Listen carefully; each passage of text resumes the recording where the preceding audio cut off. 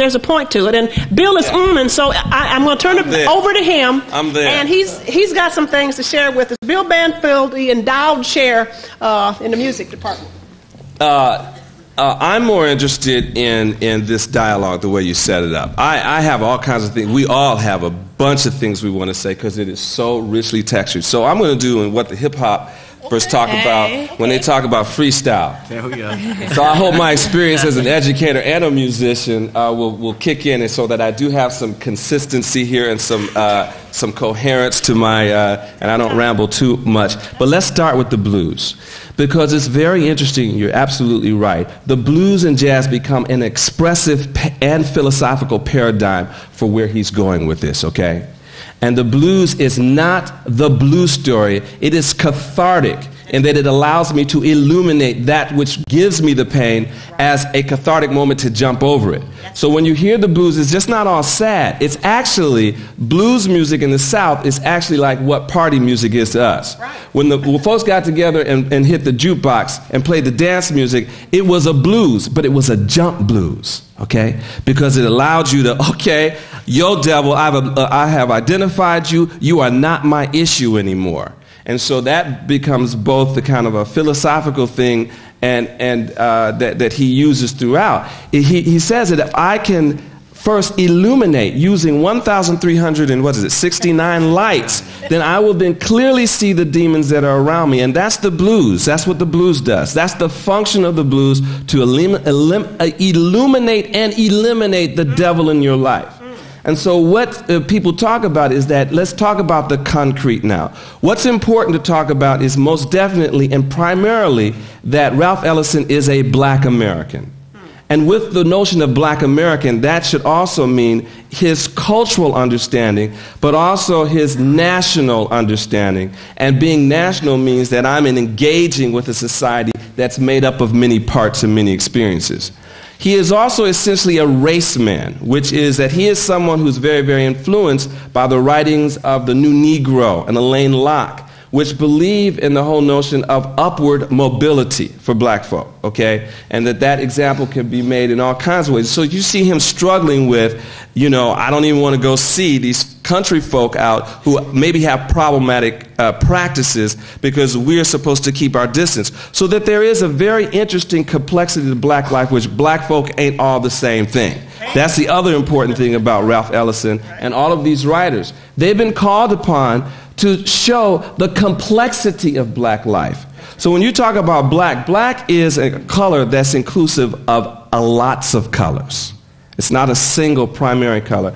And when you talk about it in that regard philosophically, then I think we come back full circle to what all of our panelists have said, and many of you have said, which is this is both about a concrete narrative of one person trying to find identity, but it's so concrete that it becomes universal.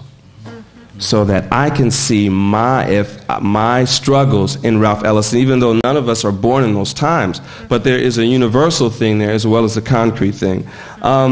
And I think that all of these writers that come to this situation, and they use the narrative, they use blues, they use poetry, they use dance to somehow comment on the complexity, and art allows you to do that. It really, really does, because it transcends as well. So in terms of bravo to the English department for and actually hitting on all those things, the importance, and now this was a great American literature piece as well. And it is both, I think if I was studying culture, I'd want to know what the people who wrote the book valued. So it's important to black folk too, because every literate black person, every artist, every scholar, every person read, they say, man, have you read Invisible Man? Oh man, Invisible Man is the bomb, okay? So I think if you had to go out and call your grandmother and uncles to say, so one thing that we did learn about is that if there is one book that most of the intelligentsia, whether you're talking about Toni Morrison or Cornel West or anybody from 1950 on, talks about the importance of this book as a literary piece in American culture, but also that it's also a real roadmap for how to kick, basically, America. He gives you very clear instructions. And what I like about it... Kick America, Bill? how to kick the racism and the hatred out of America. He has a dream, actually, that he says. He says, you know, if there was one thing that I would want, Ellison says, and he says this actually in the preface, he says, so my task, from the preface, from the 1981 preface, says that my task was one of revealing the human universals hidden within the plight of one who is black and American, right? Conveying my personal vision of possibility, which all of our panelists talked about, this notion of hope. That in fact, that if people read this book, they would see a particular condition, but they would also see a universal condition, and they would also allow the book to critique. And that's the other thing that the book does. The book does critique the problems in American society, which is very rich. Now, I have one more quote. I've probably talked over my time, right? This is my favorite quote. Page 153. I think this is cool for everybody. Page 153.